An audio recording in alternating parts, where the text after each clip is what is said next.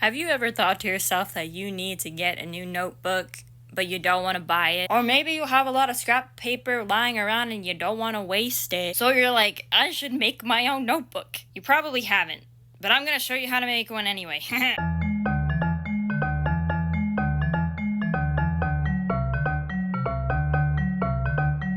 So I actually make my own paper. Like, I don't exclusively use paper that I make, but like I have like a pile of scrap paper that I use to make more paper when it gets full. This is my most recent batch. It's like they're different colors. There's like some blue and then there's some white because I have like some blue paper that goes into the mix. And you think that as a writer I would use paper a lot more often, but I do most of my writing on a laptop. Still, I do collect paper from other people a lot of the time. If there's like paper that they don't want anymore, I take it. Because when I have paper that like has writing on one side but it's blank on the other, I actually turn that into a book so that I can still use the paper. And that's what I'm gonna show you how to do. It's like you get free journals, essentially. Like free notebooks based off of paper that you would be throwing out otherwise. So it's sustainable. It's great. It's a great craft. Here's my stack of scrap paper. They have writing on one side and then it's blank on the other. What you're gonna do is you're going to fold the paper over so that all you can see is the nice part. See, if it's folded like this, both sides are blank.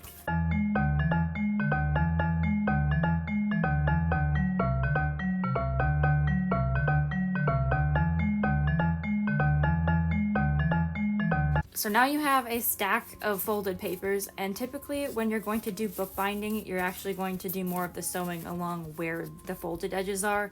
But because we don't want to have to open up to the parts that are, written on, we're gonna do it the opposite. Side note, I did make myself a book out of the out of the homemade paper I made, and then like on the inside is like a bunch of short stories that I've written, and oh my gosh, it's so cool. I love that. Get to go on my bookshelf now. Yeah. And now that I know how to do that, I feel comfortable enough that I could explain how to do a cover. So I have a bunch of cardstock that like was given to me by a small business that didn't need it anymore. I feel like a lot of people might just have cardstock for whatever reason and just use a sheet of that. That's a nice looking one. I want an ugly one. Give me an ugly piece. That's ugly. Perfect. Oh, it's still recording. Okay, technically you would want to use 2 pieces of cardstock to cover it fully, because you see this is the spine in this case. The spine is actually like quite thick, which means that this isn't actually enough to cover it. However, in an effort to save paper, I'm just going to use the one and have a little bit where it's not covered. If you don't want to bother to make a cover or any of that complicated shit, you could very easily just staple along here, and then it'll just be like a little bit difficult to flip the pages, but it'll work. You also could do something similar to saddle stitch by going along the folded edges, but that means that when you open up the sides, there will be some pages that you can't write on, and I don't want to do that. So instead, I'm going to attempt to do perfect binding along these edges with some glue. Okay, so you're gonna need some books and maybe a rock, something heavy, in order to flatten things. I'm gonna use the book as my desk just so you can see what I'm doing. But you're gonna get all of your papers in line and place it down with a little bit hanging off of the edge. The pages that you want to be able to flip through should be on this side, and then the ones hanging off the edge are the ones that you're going to like have glued together. Place the book on top of that, keep it there, and something heavy. This is not in line anymore. Why am I so bad at making things straight? With these edges all pressed together, you're gonna put your hot glue or regular glue, if you think that'll work, all along here. I already know this is gonna go very poorly because I'm really bad at using hot glue. Except for that one time that I used it to make a mermaid tail, but we don't talk about that. I'm getting it all over my finger, but I don't have very good feeling in my finger, so I can't actually feel the fact that there's hot glue on it, but be careful, please.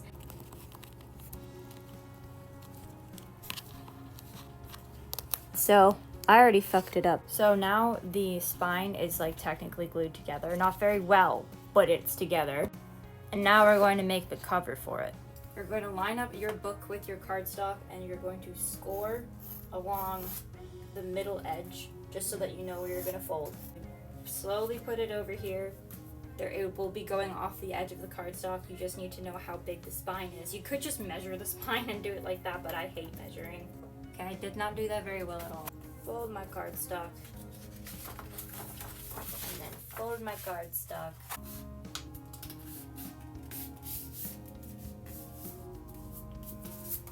Alright. Now with it folded in the two places, there will be, oh, that was not folded right. There will be a spine, essentially. Where are you? And your book should be able to fit inside of it like that. Back to the glue gun. We're going to put glue here and then put pages there. Okay, hopefully this goes well. Am I doing this properly? No, I am not. All right, now that the glue is there and relatively dry, I now have a notebook.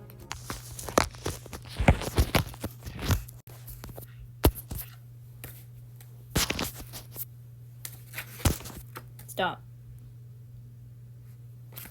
Okay, so it's obviously not going to be perfect because I didn't do this the right way whatsoever. However, it's going to function, and I think that's kind of the way that I live. It's like, if it works, it's fine. So yeah, now you can open it and write in it. And because they're folded already, you're not going to notice that there is like, I mean, you can see the text kind of through the white pages, but do I care? No. But the entire reason I wanted to make this was because I needed some kind of sketchbook to draft my comics and I didn't want to buy one. So I made one. I don't really think anyone is going to actually do this DIY. However, it exists on the internet now. Yay. I like books.